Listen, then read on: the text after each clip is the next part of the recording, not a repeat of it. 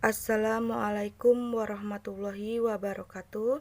Pertemuan minggu ini kita akan membahas tentang Otoritas Jasa Keuangan, Lembaga Jasa Keuangan Perbankan, dan juga pasar modal yang akan dibahas pada slide berikut.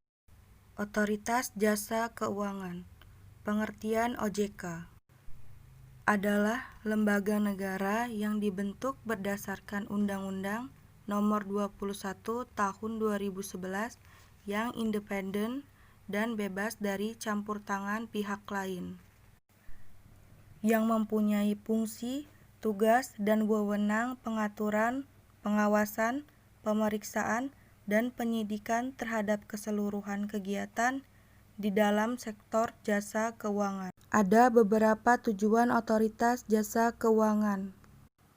Yang pertama, agar keseluruhan kegiatan di dalam sektor jasa keuangan terselenggara secara teratur, adil, transparan, dan akuntabel. Yang kedua, agar keseluruhan kegiatan di dalam sektor jasa keuangan mampu mewujudkan sistem keuangan yang tumbuh secara berkelanjutan dan stabil. Dan yang terakhir, keseluruhan kegiatan di dalam sektor jasa keuangan mampu melindungi kepentingan konsumen dan masyarakat. Fungsi, tugas, dan wewenang OJK. Otoritas Jasa Keuangan berfungsi menyelenggarakan sistem pengaturan dan pengawasan yang terintegrasi terhadap keseluruhan kegiatan di dalam sektor jasa keuangan. Otoritas Jasa Keuangan mempunyai sejumlah tugas, yaitu mengatur dan mengawasi kegiatan jasa keuangan di sektor perbankan, mengatur dan mengawasi kegiatan jasa keuangan di sektor pasar modal, dan mengatur dan mengawasi kegiatan jasa keuangan di sektor perasuransian, dana pensiun, lembaga pembiayaan, dan lembaga jasa keuangan lainnya. Untuk melaksanakan tugas pengaturan dan pengawasan di sektor perbankan, Otoritas Jasa Keuangan mempunyai wewenang sebagai berikut. Yang pertama, pengaturan dan pengawasan mengenai kelembagaan bank. Yang kedua, pengaturan dan pengawasan mengenai kesehatan bank. Dan yang terakhir, pengaturan dan pengawasan mengenai aspek kehati-hatian. Untuk melaksanakan tugas pengaturan, Otoritas Jasa Keuangan mempunyai wewenang. Yang pertama, menetapkan peraturan pelaksanaan Undang-Undang Republik Indonesia Nomor 21 Tahun 2011. Yang kedua, menetapkan peraturan perundang-undangan di sektor jasa keuangan. Yang ketiga, menetapkan peraturan dan keputusan Otoritas Jasa Keuangan. Selanjutnya, menetapkan peraturan mengenai pengawasan di sektor jasa keuangan. Dan yang terakhir, menetapkan kebijakan mengenai pelaksanaan Otoritas Jasa Keuangan. Lembaga Jasa Keuangan Perbankan. Pengertian bank. Kata bank berasal dari bahasa Italia yaitu banco. Banco pada masa lalu berarti bangku atau meja. Bank adalah suatu badan usaha yang bertujuan untuk memberi kredit baik dengan uang sendiri maupun uang yang dipinjamkan dari orang lain, dan mengedarkan alat penukaran berupa uang kertas dan uang giral. Selanjutnya, fungsi bank. Berdasarkan pasal 3 UU Nomor 7 Tahun 1992, UU Nomor 10 Tahun 1998 tentang perbankan. Fungsi utama perbankan Indonesia adalah sebagai penghimpun dan penyalur dana masyarakat. Selain itu, bank juga berfungsi sebagai pelayan.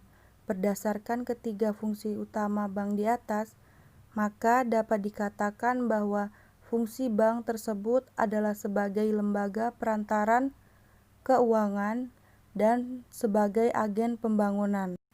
Jenis bank. Bank dapat kita kelompokkan atas jenis kegiatannya bentuk badan hukum, dan kepemilikan. Pembagian bank menurut jenis kegiatannya adalah sebagai berikut. Yang pertama, bank sentral adalah sebuah badan keuangan yang umumnya dimiliki pemerintah dan bertanggung jawab untuk mengatur kestabilan badan-badan keuangan.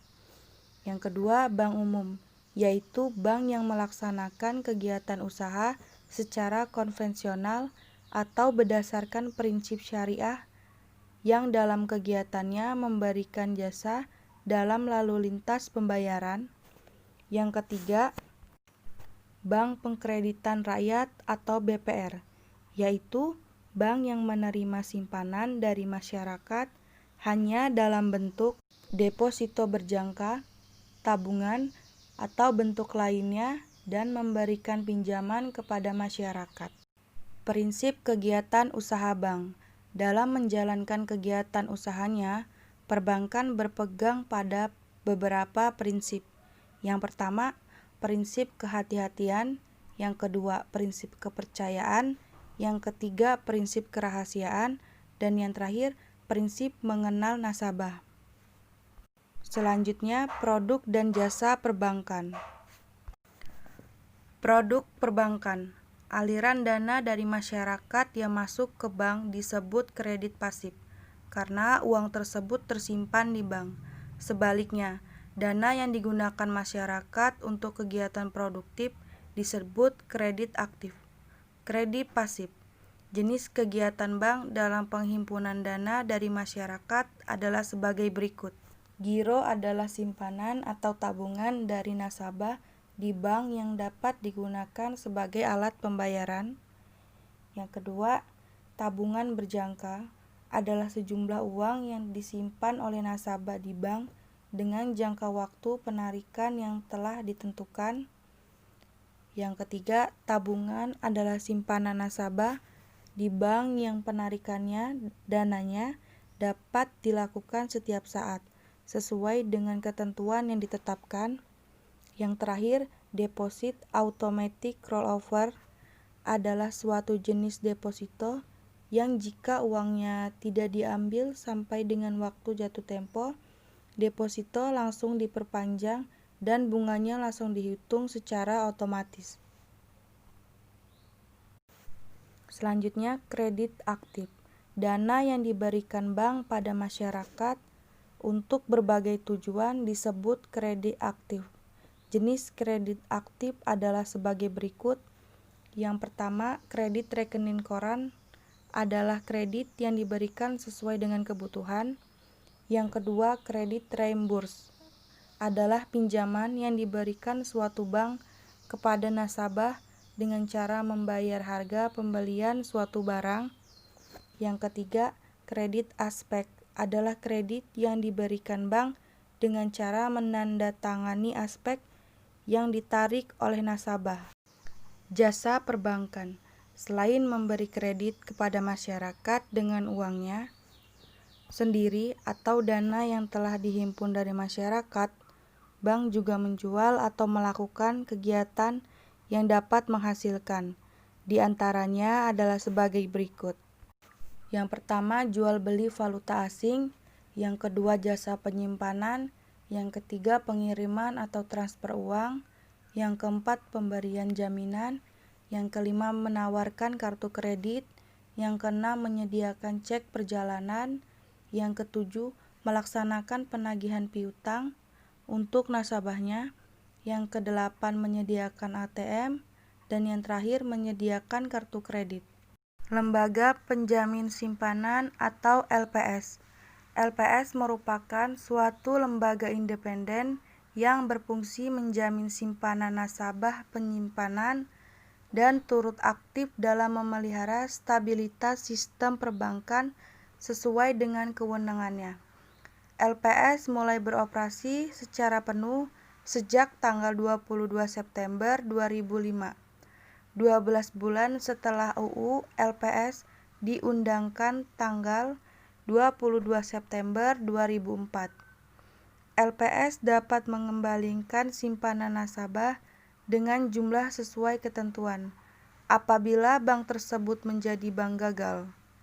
Bank gagal adalah bank yang mengalami kesulitan keuangan dan membahayakan kelangsungan usahanya, serta dinyatakan tidak dapat lagi disehatkan oleh LPP atau Lembaga Pengawasan Perbankan.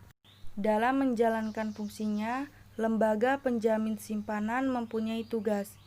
Yang pertama, merumuskan dan menetapkan kebijakan pelaksanaan penjamin simpanan. Yang kedua, melaksanakan penjamin simpanan. Yang ketiga, merumuskan dan menetapkan kebijakan dalam rangka turut aktif memelihara stabilitas sistem perbankan. Yang keempat, merumuskan, menetapkan, dan melaksanakan kebijakan penyelesaian bank gagal yang tidak berdampak sistemik. LPS dapat melakukan penyelesaian dan penanganan bank gagal dengan kewenangan sebagai berikut.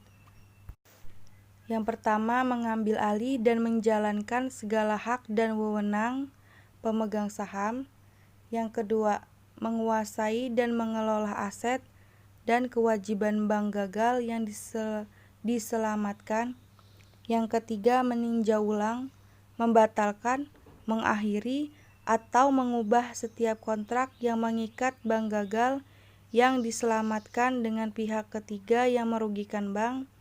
Dan yang terakhir, menjual atau mengalihkan aset bank tanpa persetujuan debitur atau kewajiban bank tanpa persetujuan kreditur. Pasar modal.